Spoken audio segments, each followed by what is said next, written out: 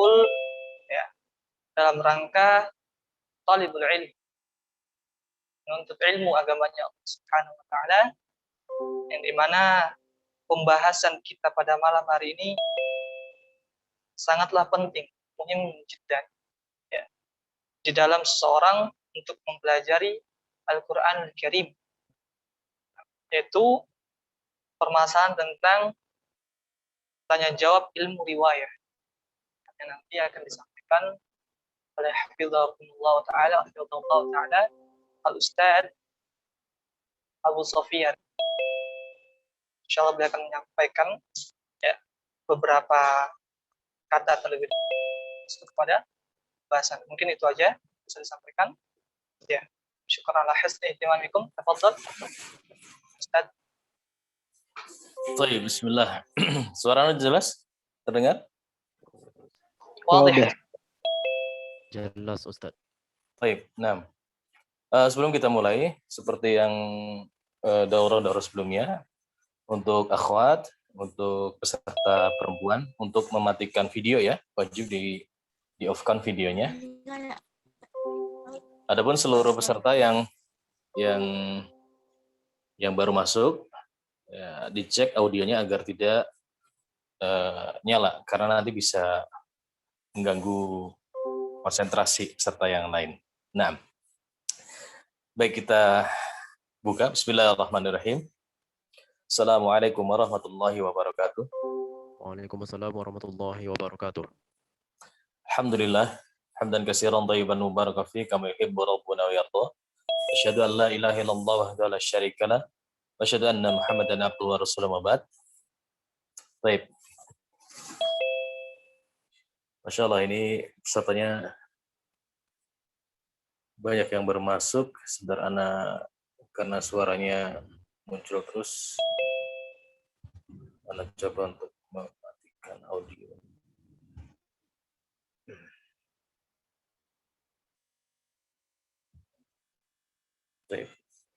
Ya, pembahasan kali ini sebenarnya ini bukan daurah ya, cuma kita kurang tidak bisa menemukan kata yang tepat untuk acara kali ini.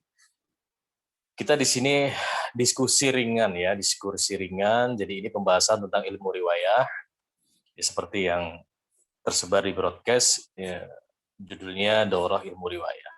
Ya, maksudnya kita tidak akan menyampaikan materi yang berat, karena materi yang akan kita sampaikan itu adalah kumpulan beberapa pertanyaan yang sudah masuk ke kita, baik ke grup maupun ke Japri, dan kami pandang ini sangat penting sekali, ya, apalagi di zaman sekarang ini, di masa pandemi saat ini, para penuntut ilmu dimudahkan untuk mencari majelis pengambilan sanad, ya, majelis bersanad, apapun majelisnya sekarang ada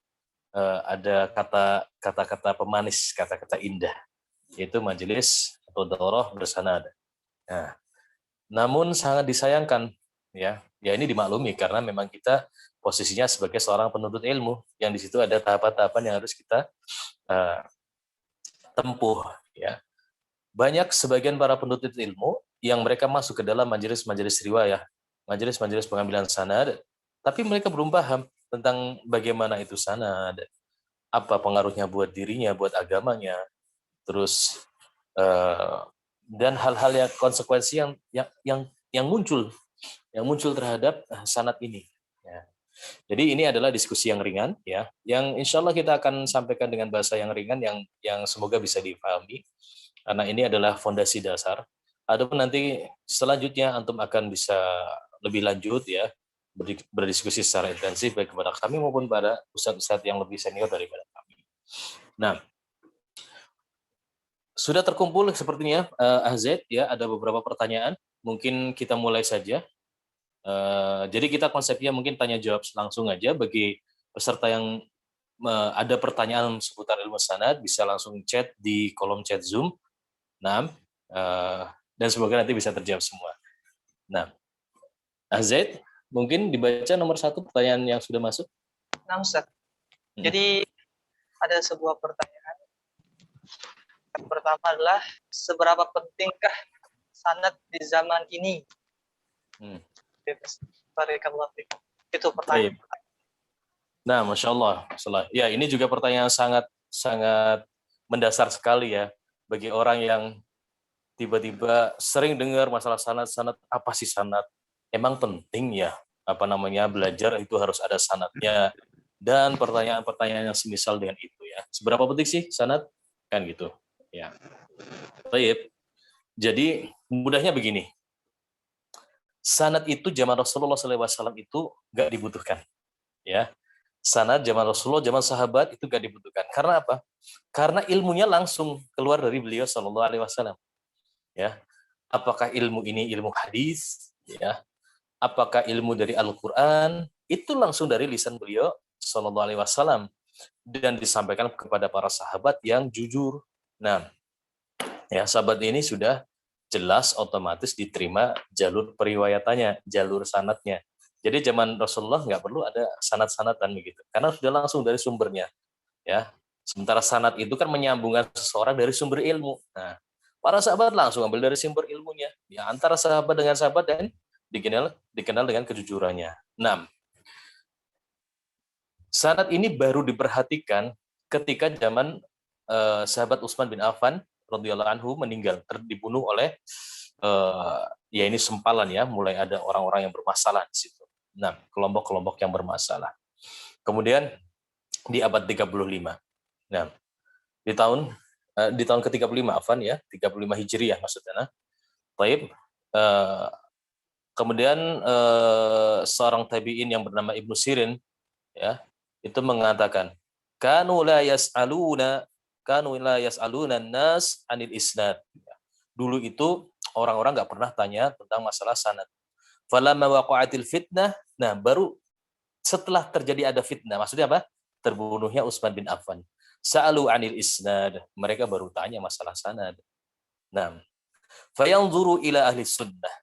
Maka lihat, kalau ada di situ ada ahlu sunnah, orang yang istiqomah di atas jalannya para sahabat radhiyallahu anhum, ya, fayakhudhu hadisahum, ambil sanadnya, ambil ucapannya. Jadi misalkan ada ngomong, ini hadis dari Rasulullah benar nggak? Nah, diteliti dulu waktu itu. Kalau dia ini dikenal sebagai akidahnya lurus, dia di atas sunnah, maka diterima sanadnya. Nah, baru diperhatikan. Nah, kemudian beliau lanjutkan, nah, wa yang duru ila ahli bid'ah. Kalau orang ini terkenal sebagai pemahamannya menyimpang, yutraku hadisah. Ya, ditinggalkan ucapannya, sanadnya nggak diterima. Nah, dari sini kita bisa ngerti bahwasanya sanad itu fungsi utamanya adalah penjagaan agama. Ya, baik dari situ dari ilmu yang disampaikan Rasulullah, dari hadis-hadis Rasulullah yang sahih, dijaga sanadnya, mata rantainya, dilihat orang-orangnya sampai detik ini. Sampai detik ini dijaga. Lafadznya benar enggak, ya, perawinya sikoh enggak, terpercaya atau enggak, itu benar-benar terjaga. Itu hadis aja seperti itu dijaga. Bagaimana mungkin Al-Quran tidak? Al-Quran justru lebih terjaga lagi. Karena di samping dari makanya dikenal sebagai ada ya. Jadi apa nama matikan itu? Nah, jadi sanad dari hadis dilihat redaksinya, orang-orangnya, terjaga agama. Ya. Sanad Al-Quran dijaga melalui dari lisan ke lisan, turun-temurun dari para imam al-qiraat, dari zaman sahabat. Sampai detik ini para ulama meriwayatkan lafaz demi lafaz, riwayat demi riwayat secara talaki wal musyafahah, langsung. Nah, ini tersambung sanadnya. Maka fungsi utama dari sanad di zaman ini adalah menjaga agama. Ya, agama kita terbentuk atau dalil di agama ini terdiri dari Al-Quran dan Sunnah. Nah, ini terjaga dengan adanya sanad. Dan sanad ini adalah ciri khasnya Ahlus Sunnah. Ya, orang yang menisbatkan kepada Ahlus Sunnah harusnya dia sangat perhatian terhadap sanad, karena beliau orang ini termasuk sebagai menjaga bagian dari menjaga agamanya Allah Subhanahu wa taala. Nah, wallahu a'lam. Baik, tafadhal Zaid.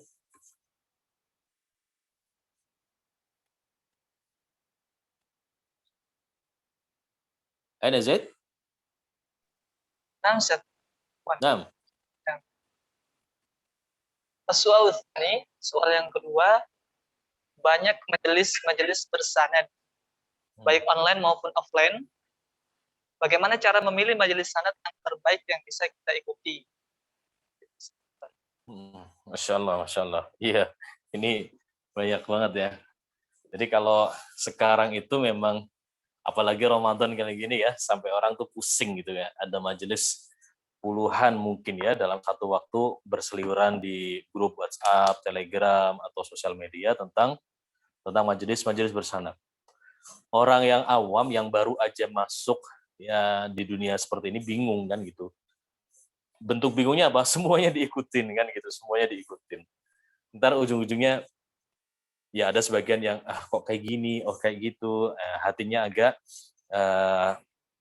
galau. Apa benar sih ini sanadnya sah dan seterusnya. Ya, maka ya kami nasihatkan ya ini berdasarkan dari arahan guru-guru kita juga dan juga pengalaman kita juga ya, memilih majelis bersanad, apalagi online ya, yang notabene kita belum begitu kenal dengan pematrinya, ya kan, belum paham betul nanti prosesnya bagaimana dan seterusnya. Ya, indikasinya seperti tadi yang disampaikan oleh Ibu Sirin ya bahwasanya ketika ada majelis bersanad, antum coba lihat pematriknya, coba cari tahu pematrinya ini apakah lurus akidahnya atau dia rusak akidahnya. Ya. Kalau dia lurus akidahnya, maka aman, kita bisa ambil ilmunya. Nah, baik. Dari mana kita tahu? Tanya dari ustadz-ustadz kita, dari guru-guru kita, atau dari kawan-kawan kita yang lebih senior di situ, yang lebih dulu dalam ilmu riwayah. Nah, begitu ya. Jadi lihat akidahnya, orang ini bagaimana, guru ini bagaimana. Nah, kalau ada penyimpangan, nanti dulu lah. Nanti dikhawatirkan dia akan merusak agama kita. Nah, tidak berberkah ya sanadnya. Baik. Kemudian yang kedua, adab dalam bermajelis, adab dalam mengambil ilmu riwayah, itu prioritaskan yang ada di negerinya sendiri. Di negerinya atau di daerahnya. Kalau misalkan offline ya. Jadi misalkan kita nih tinggal di Solo Raya, ya, prioritaskan kalau misalkan di Solo Raya ini ada seorang yang memiliki sanad yang ali, ya ambil dulu dari beliau ini, ya. Sebelum kita rihlah jauh-jauh ke luar provinsi atau ke luar negeri, ambil dulu, ya, dari ulama atau asatid yang ada di daerah kita tinggal di situ. Nah, ini adabnya, ini lebih baik, ya. Kalau sudah kita ambil ilmunya, sudah kita serap, kita bisa mewarisi sanadnya, baru silakan rihlah ke daerah yang lain, ke negara yang lain dan seterusnya.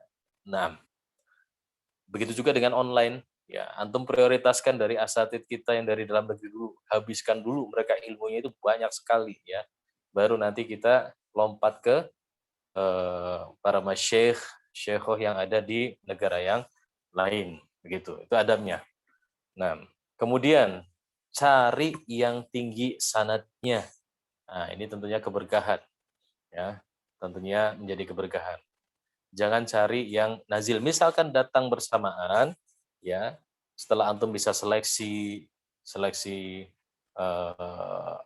materinya, tentang materi dan pematrinya, maka dilihat mana yang lebih tinggi sanadnya. Baik. Kemudian perlu juga dilihat tentang usianya. Nah, ini penting. Ini merupakan adab ya. Seorang yang usianya sepuh ini lebih layak diambil sanadnya daripada orang yang masih muda. Ya, apalagi kalau misalkan sanadnya itu sama, selevel begitu. Nah, atau dari aspek kepantasannya. Seorang ini lebih dikenal sebagai pendakwah yang alim, yang mereka semangat di atas akidah yang lurus, di atas sunnah, ya, maka ini lebih layak, dia lebih faqih, lebih banyak hafalannya dan seterusnya, maka ini dari sisi aspek kepantasannya maka lebih layak ambil ilmunya. Nah, jadi jangan asal langsung daftar, konsultasikan dulu kepada asatid yang antum ketahui bagaimana, insya Allah mereka akan memberikan nasihat. Ya, tentunya sesuai dengan kapasitas yang antum butuhkan. Wallahu a'lam. Tafadhal ya Syekh. Atau ada yang Nah, ya, pertanyaan ketiga, nah, ini mungkin salah satu pertanyaan termasuk paling banyak setelah ini.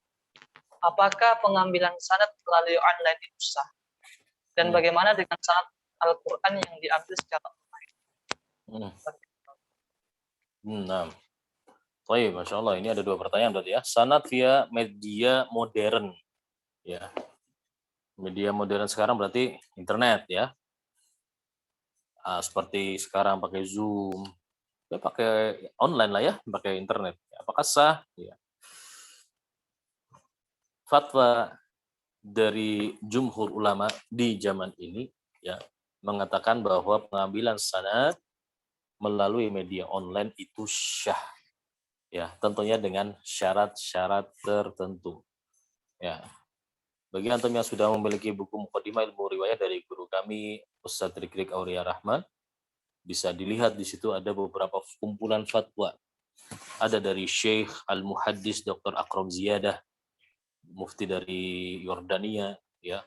Ada Syekh Al-Musnid Profesor Dr. Majid Ad-Darwisi, mufti Libanon, ya.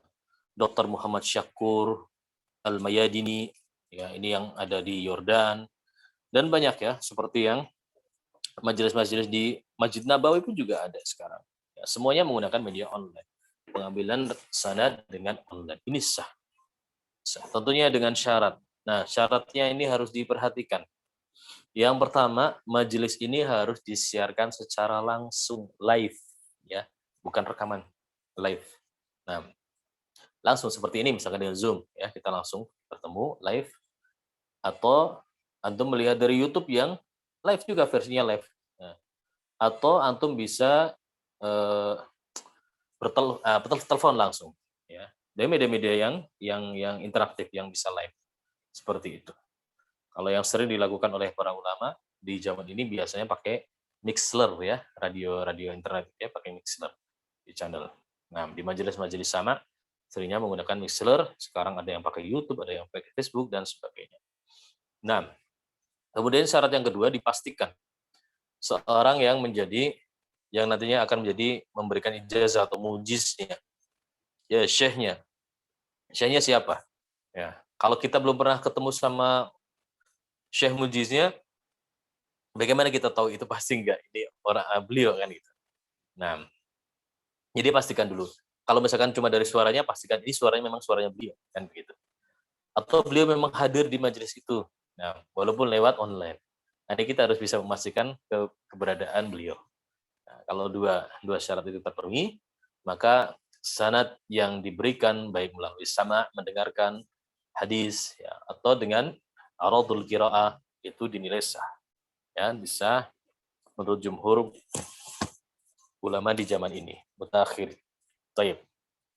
Terus bagaimana dengan Al-Qur'an? Ya, sama ya.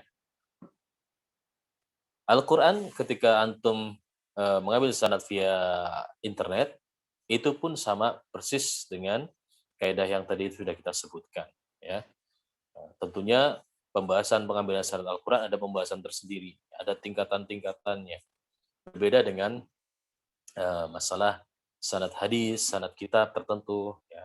Al-Qur'an lebih detail karena Al-Qur'an ini diambil dari para ulama memang berselisih pendapat, tetapi yang kuat yaitu dari aradul qiraah. Seorang membacakan Al-Qur'an sesuai dengan kaidahnya, tajwidnya, riwayatnya di hadapan seorang mujiz, seorang guru yang nantinya akan memberikan ijazah. Nah, begitu. Ketika dilakukan secara online, live langsung, dan sudah dipastikan bahwasanya orang tersebut yang akan memberikan ijazah, nah, ya, terhindar darinya faut, ya, faut ini dia terputus, ya, misalkan antum sedang baca, sudah dapat 10 halaman, ternyata di sana itu putus, maksudnya apa?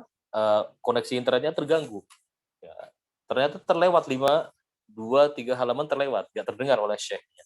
Nah, ini namanya faut, seperti itu. Maka yang seperti ini pun juga harus diperhatikan, ya. Maka bagi yang mengambil sanad online seperti ini, pastikan sesekali ngecek suara saya terdengar baik atau tidak. Jangan langsung baca terus. Jangan pas di tengah itu syekhnya sedang ada aktivitas yang lain, bisa saja tertidur ya karena capeknya mungkin, seperti itu, hal seperti itu.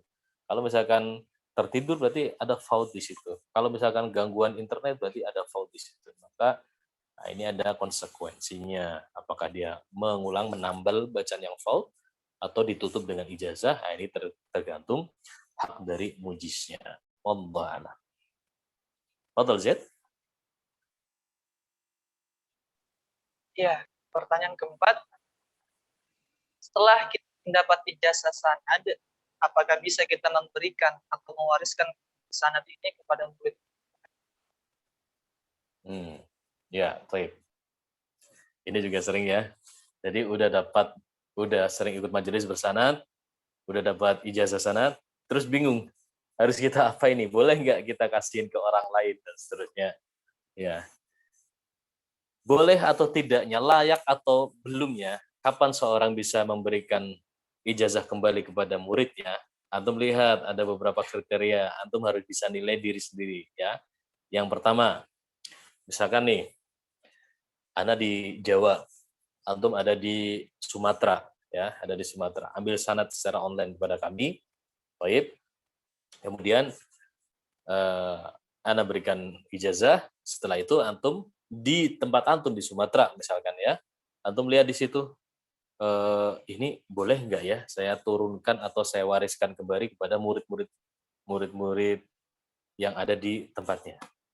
Nah, sedikitnya ada 4 hal. Lihat, apakah sanad yang antum dapat ya dari mujiz tersebut ya, itu di tempat antum itu dinilai ali nggak, dinilai tinggi nggak sanadnya, begitu. Misalkan antum ambil sanad Tuhfatul Atfal dengan jarak 7 generasi atau 6 generasi, misalkan. Ternyata di tempat antum rata-rata ada yang 9, ada yang 10 generasi, berarti antum termasuk tinggi. Nah, berarti syarat pertama terpenuhi dulu. Oh iya, berarti syaratnya sudah dinilai ali, sudah dinilai tinggi.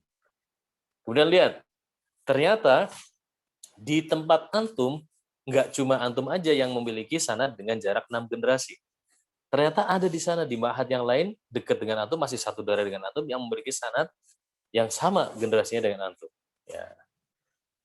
Baik, udah sama generasinya, ya, di tahun yang sama pula dapatkan ijazah sanad tersebut. Nah, maka dilihat di antara antum dan beliau ini siapa yang lebih sepuh, ya, siapa yang lebih tua usianya.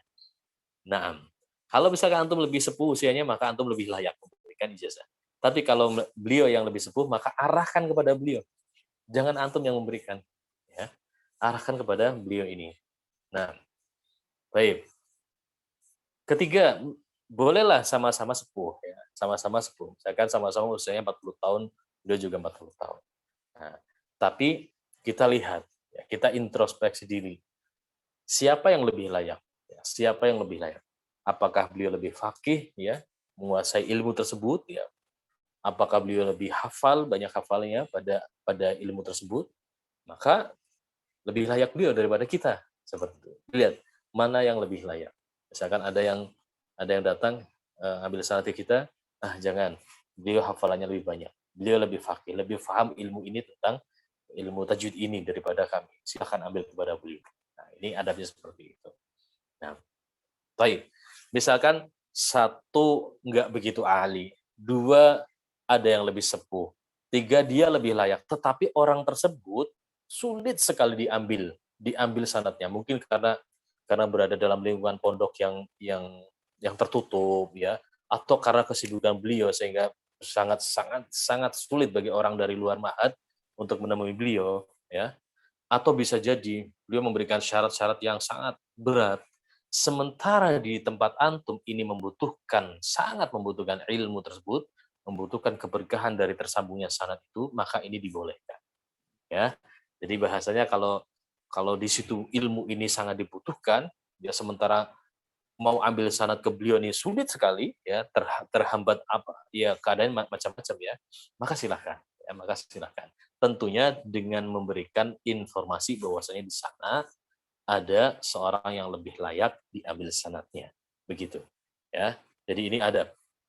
Adab. Jadi jangan jangan serta-merta ketika kita sudah menghadiri majelis sanad, kita sudah mendapatkan ijazah sanad, udah seenaknya aja kita bagi-bagikan. Nanti dulu, lihat dulu kanan kiri kita, oh di sana ada yang lebih sepuh, di sana ada yang lebih ahli sanadnya, di sana ada yang lebih layak untuk diambil sanadnya. Maka arahkan para penuntut ilmu di dekatnya untuk ke orang tersebut. Begitulah adab dalam mewariskan sanad. Baik, Allah. Tafadhol, Zaid. Zaid.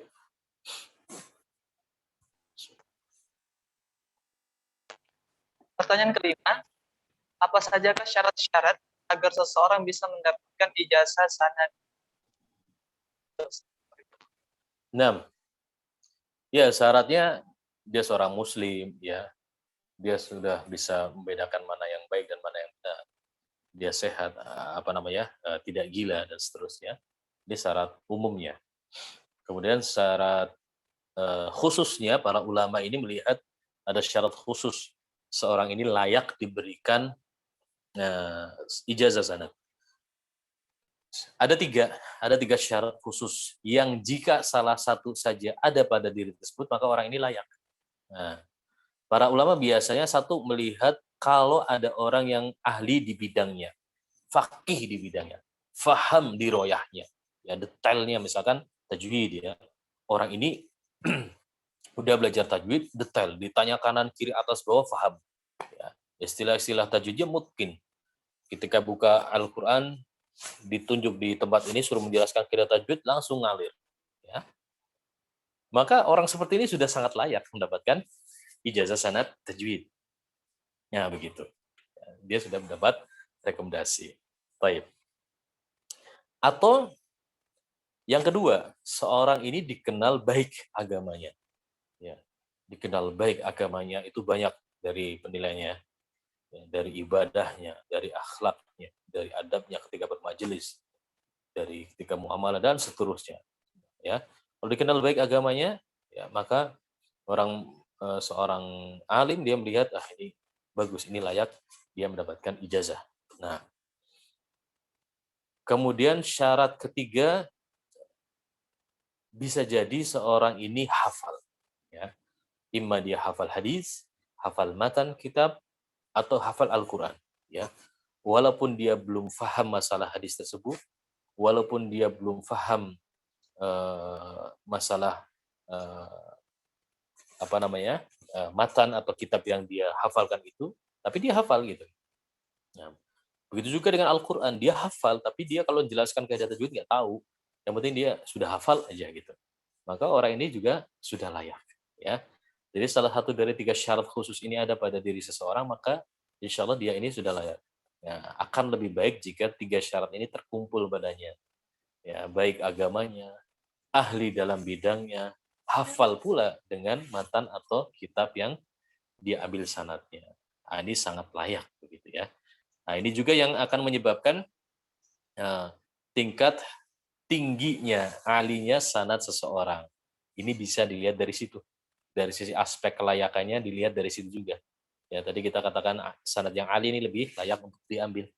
Nah, kalau di satu sisi dia hafal saja dapat ijazah, tapi di sisi yang lain ada yang hafal, ada yang faham dan dikenal baik agamanya. Ya, dia sangat semangat di atas Al-Quran dan Sunnah, terlihat dalam kehidupan sehari-hari. Maka ini lebih layak diambil sanadnya daripada orang yang sekedar hafal tetapi kehidupan sehari-harinya tidak mencerminkan atas baiknya agamanya. Ya, seperti halnya orang-orang awam masih biasa gitu ya. Nah, wallahu a'lam. Fadhol Zaid.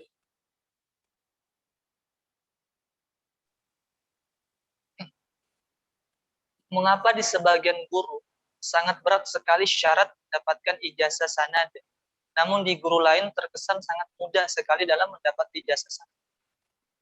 Iya. Nah, betul. Jadi memang seorang guru ketika memberikan ijazah itu hak prerogatif ya. Sudah nggak bisa istilahnya orang lain nggak bisa nawar gitu. Kalau guru A dia sebelum memberikan ijazah dia mengajukan syarat ini. Antum sanggup silahkan tempuh begitu. Tapi ketika antum tidak sanggup atau salah satu syarat yang belum terpenuhi, ya jangan protes kalau antum tidak mendapatkan ijazah dari beliau ini. Nah, di sisi lain ada seorang guru, seorang syekh yang tidak terlalu banyak memberikan syarat. Ya, paling hanya misalkan silakan baca, udah baca aja dari awal sampai akhir.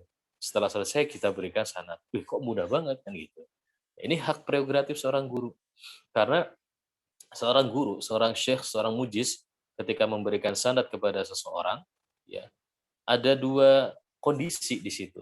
Ada dua kondisi sebenarnya yang kita harusnya mawas diri. Kita harusnya nyadar. Apa itu kondisinya? Yang pertama, kondisi bahwasanya orang ini memang layak mendapatkan ijazah sanad tersebut, ya. Layak dari mana? Ya tadi itu. Apakah dia hafal, apakah dia faham, ya, ahli di bidangnya, ataukah dia baik agamanya. Kalau itu berarti udah layak kan gitu. Tapi kalau misalkan, saya mah agama biasa-biasa aja kan gitu. Ini juga ilmu ini baru aja kita pelajari, belum mungkin ya. Masih banyak istilah-istilah yang baru. Apalagi hafal enggak, agamanya mah biasa-biasa aja, dan juga jauh dari kata mahir kan ahli, tapi udah dapat ijazah sanad. Nah ini gimana ini? Nah berarti ketika dalam kondisi ini berarti dia orang ini ada di kondisi yang kedua, yaitu bentuk kasih sayang seorang guru, seorang mujiz kepada muridnya. Nah kalau seorang guru memberikan sanad ini sebagai bentuk kasih sayang, ya, maka muridnya harus sadar diri. Maksudnya gimana? Alhamdulillah kita sudah dapat sanad. Berarti sudah terbuka pintu keberkahan yang kita harus lebih semangat untuk mempelajarinya. Lebih untuk semangat untuk mendalaminya. Supaya kita benar-benar layak. Begitu maksudnya. Ya. Jadi bukan begitu dapat gitu, asik dapat nih, bisa kasih-kasih ke orang lain kan gitu. Padahal dia belum layak kan sebenarnya gitu. Dia belum mahir, dia belum hafal, apalagi agamanya masih biasa-biasa aja. Nah, ini maksudnya dia si guru ini, seorang guru ini kepengen supaya memotivasi muridnya, supaya pintu keberkahannya sudah terbuka dulu, begitu maksudnya. Ya, jadi kita ambil pertengahan aja ya, supaya orang tidak menyangka ada guru yang mutasyadid dalam kasih sanad. Syaratnya Masya Allah, kalau misalkan ambil sanad Quran, harus setoran Jazari, setoran Tufah, harus di tes ini, di tes itu, harus mungkin 30 juz, nggak boleh salah 5 kali diulang, dan seterusnya. Ini kan berat sekali. Kita mau cari keberkahan kok kayaknya sulit sekali. Ya, hak beliau, hak prerogatif beliau, nggak ada masalah gitu. Bisa jadi berat di kita, orang lain ada yang tidak berat, ada yang ya bisa menjalaninya. Nah, namun di sisi yang lain, wah masa kayak gini aja dikasih sanad, bacaannya masih belepotan, masa udah dapat sanad kan seperti itu. Nah, maka kita ambil ya, insya Allah tidak ada masalah. Gurunya ini kepengen memberikan keberkahan ilmunya supaya si murid lebih rajin belajarnya, menguatkan lagi bacaannya. Ya tidak terhenti situ, terus saja bertalaki dan seterusnya sampai di posisi dia benar-benar layak menjadi pewaris sanad tersebut. Nah, wallahu a'lam. Baik, Hadal Zaid, masih banyak ya pertanyaannya? Insyaallah. Apakah sanad itu sebanding dengan kemahiran seseorang dalam bidang ilmu tersebut? Nah, sanad. Oh, jadi kalau udah gurunya bersanad atau seorang ini bersanad, apakah dia sudah dijamin dia seorang alim? Tentu tidak ya. Ada asar dari Imam Az-Zahabi di Syiar Alamin Nubala itu kan, al-ilmu laisa huwa bikasrati ar-riwayah. Ya, ilmu ini nggak dilihat dari banyaknya dia punya sanad gitu. Bisa dikatakan orang ini kalau udah banyak sanadnya, udah tentu alim, itu nggak bisa. Nah, yang mengatakan adalah Imam Az-Zahabi. Tapi ini bukan celaan loh, ya. Jangan diartikan bahwasanya ini celaan, bukan, ya. Tapi maksudnya adalah Imam Az-Zahabi ini beliau itu di zamannya Imam Az-Zahabi itu melihat banyak orang yang penggiat sanad, mencari sanad, rihlah ke sana sini untuk mencari sanad. Ya. Beliau ini adil. bersamaan dengan itu beliau kasih rambu-rambu bahwasanya orang yang banyak sanadnya itu belum tentu orang yang alim. Ini. Tapi bukan berarti orang yang giat ambil sanad itu nggak ada manfaatnya. Enggak. Salah, ini juga kurang tepat. Soalnya kenapa? Di zaman beliau ada seorang yang bernama Ibnu Shihnah. Ini seorang tukang batu. Antum tahu tukang batu kerjanya? Bukan seorang penuntut ilmu, dia hanya seorang tukang batu. Beliau ini Ibnu Shihnah ini dia tidak bisa membaca, tidak bisa menulis. Hanya saja Allah mudahkan, Allah berikan taufik untuk menghadiri majelis khataman atau pembacaan Sahih Bukhari dari seorang ulama yang bernama Ibnu Az-Zubairi. Ya. Dan sanadnya terhadap sanad kitab Sahih Al-Bukhari ini paling tinggi di zamannya. Nah, kalau Anda nggak salah itu berjarak 5 generasi dengan Imam